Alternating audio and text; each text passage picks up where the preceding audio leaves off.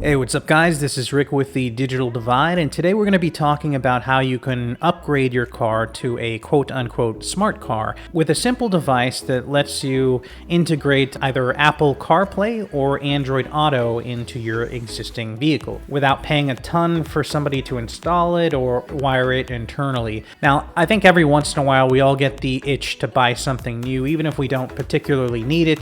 Recently, I've had the itch to buy a new car. I've had mine for a few years now. It's a 2016, so it is 7 years old at this point, but I barely drive it because I work from home full time, so I don't put a lot of miles on it. So it only has 40,000 miles on it currently. There's no way that I can rationalize myself into buying a new car because I just don't need one. I figured I can get at least 2 more years out of my current car because, again, it's in great shape. It has relatively low mileage and it does everything I want it to do, with the exception of one thing, and that is Apple CarPlay. That is one thing that I've always wanted to add to my vehicle, and I've looked at options in getting it installed internally is incredibly expensive, especially because you're paying for labor, you got to drop it off, and so I started looking at alternatives. And after a bit of research, I came across this device. It's made by a company called Hinine. I'm sure it's a Chinese-made brand, but it is a 7-inch portable IPS touchscreen wireless display. You can use it for Android Auto, you can use it for Apple CarPlay, you can use wireless syncing to your screen. It has voice control, all of these features for only $100, so I figured why not, let's check it out. This is the device. It comes in an unassuming black box here. It is being advertised as wireless, and again, it does support Apple CarPlay and Android Auto. It does have a full 7-inch IPS touchscreen, Bluetooth, FM transmitting. It has various ports on the back.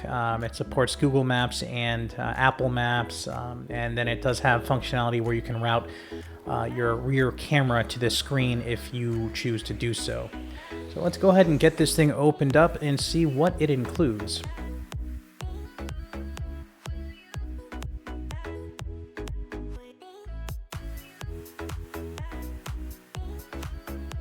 All right, so inside the box, you get an instruction manual here. This tells you how to hook it up to Bluetooth, how to use CarPlay, how to use Android Auto if you want, how to use screen mirroring, and how to set up the audio.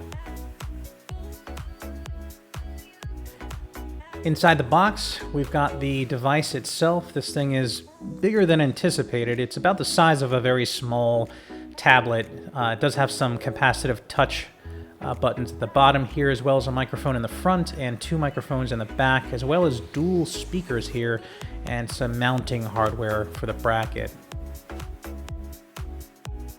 On the side here, you've got a number of ports. You've got an auxiliary port for the best audio quality. You've got a camera input, so if you have a rear view camera, which I do in my car, you can wire it to this instead of using your car's default screen. It has a USB port and a micro SD card slot, which we'll touch on a little bit later, and then of course the power, which is 12 volts DC. Inside the box, you get a windshield mounting bracket. This makes it easier for the device's suction cup on the arm to stick to your windshield and not fall off. And this is the arm. It is fully adjustable.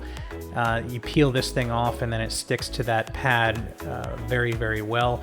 There's a sunscreen here, which I don't find very useful. You've got an auxiliary cable included, as well as obviously the power here, and it does come with 2 USB plugs if you have other devices that need to be charged to that same port, which is very useful. And then it also comes with this cable management 3M adhesive clip here. All right, so this is how my car's set up currently. I do have a screen in the center here near the speedometer. This is a full color LCD screen, but it is very small, and it just displays basic information and maintenance issues. It shows you your tire pressure. It shows you your average miles per gallon and a bunch of other things on here. And then in the center, I have another color LCD screen, but this I really just use as a backup camera. As you can see, whenever I'm backing up, it shows my view there. So I've got a dash cam as well over here on the left, so I need to move this aside a little bit to make room, but here's the mounting pad that came included in the box. You can attach that to your windshield, and then you peel off this plastic, and this mounts on top of that. Either way that you'd like, you can go forwards, backwards, depending on the view or angle that you're looking for. So you're gonna wanna grab the device itself, and then you're gonna line up the back of the arm and then just snap it in place. And now you've got your device set up and ready to be suction cupped onto your windshield. So there are a handful of things that I simply was not able to get my own video footage for because I use my cell phone as my main recording camera for the channel, because the quality on my iPhone camera is so much better than my standalone digital camera. So there were a few topics here that I couldn't get footage for as a result because it required the use of my phone. There is an awesome YouTube channel by the name of Simple Car Guy. He's gonna fill in some gaps here. He did a review before, but this is how easy the setup is. I'm gonna connect my phone to this device and see how well CarPlay works, as well as how well can we stream music to the car. So let's do that. We're just gonna hit CarPlay. It's telling us to go to Bluetooth, so settings, wait for that Bluetooth to show up, and there it is, Car BT. Okay, so we're gonna click on that. Pair, allow sync, use CarPlay. I'm trying to do this live, so there's going to be no cuts. It might take a minute. And there it is. So now it's fully connected. As you can see, it's wireless. I can put the phone just right here. I no longer have to hold it. I can put it in my pocket. And the great thing here is that basically when you get in the car, it will connect to this device automatically, and then you can just use CarPlay. So I ended up mounting mine so that the unit actually sits flush on the center console here. There are unfortunately two wires on the side here. Those are necessary. One was the power and the other one is the auxiliary cable. I'll get into that a little bit later.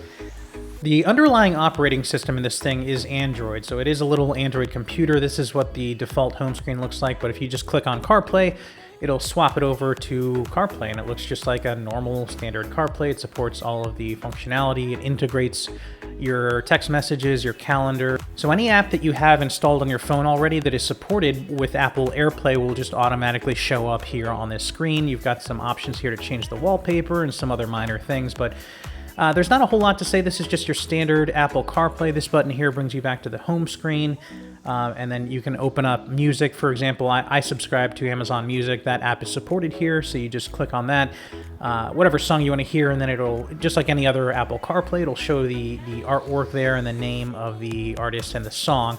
I have this muted for copyright reasons, but yeah, I mean, there's not a whole lot to say here. If you're familiar with CarPlay, then this is what it looks like. You can even do stuff like order pizza here as long as your account is logged in. And you can do all this from the phone or from the device, and you can do voice commands as well. It does have some touchscreen capacitive buttons here. Some are for the volume, and then some take you back to this Android main menu where you have the option of Mirror Link, switching over to Android Auto, CarPlay, or AirPlay. So you've got a variety of options here. This is the Mirror Link option, which I'm not going to get into now, and I'll talk about that in just a second. And then you've got, you can access media through the USB or SD slots. You've got some basic menus here on the Android side of it. You can change the wallpaper for the background here, and some audio and video settings, but not a whole lot to talk about here in this menu. So jumping back over to CarPlay, this does support both Apple Maps and Google Maps. I've tried both of those, and it works really, really well. I mean, as you would suspect, this is just running off of your phone and then transmitting that data over here. The screen is bright, and the latency is not bad at all on it. Again, this button takes you back to the home screen, and I can swipe over here and move over to Google Maps instead. If it looks like there's a little bit of lag here, it's because I just booted this thing up. And again, this is a full Android computer, so it's still loading the operating system in the background. Once everything loads, which takes about a minute or so, then it's nice and smooth, as you can see here. I'm driving around navigating. I tested both the Apple Maps and Google Maps app, and both of them work exceptionally well. I didn't run into any snags whatsoever using either application, and the screen was able to keep up. Smooth frame rate, highly recommended, especially for the price. I mean, I can't believe you're getting all of this functionality for $100. So now I'm going to go into some pros and cons. One of the biggest pros is it's got a beautiful 7-inch IPS display that actually looks pretty nice and has some nice viewing angles. The other big pro is that it supports a variety of platforms. This will support Apple CarPlay, Android Auto, and screen mirroring. So you could theoretically take like a tablet or a laptop and mirror the display there onto this device and play some video games or watch some movies or do whatever you want to do. This also supports media playback via the USB port or micro SD card port. I tested that because I have a dash cam, so I popped out the micro SD card on my dash cam, plugged it into this, and I could immediately scroll through all the video footage that it took. Another big con here is the price. At only $100, this thing is incredibly cheap. It also supports voice command, which is really nice, and it lets you route the rear camera video output to this device, which is really neat. If you wanted to do that, it's an option.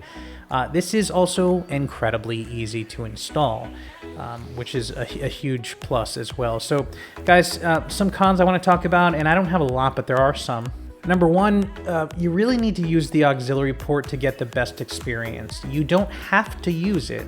This thing is completely wireless, as in there are no cables that attach from your phone to this device.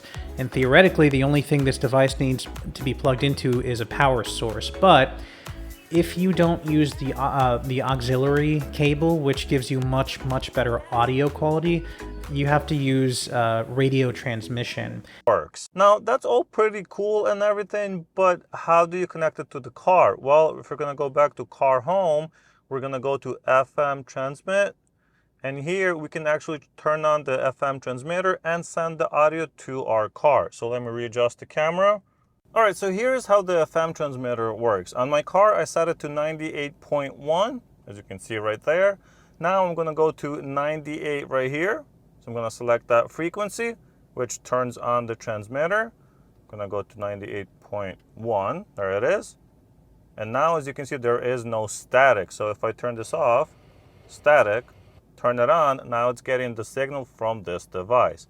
Now, if we go back to CarPlay, and go to music and play something,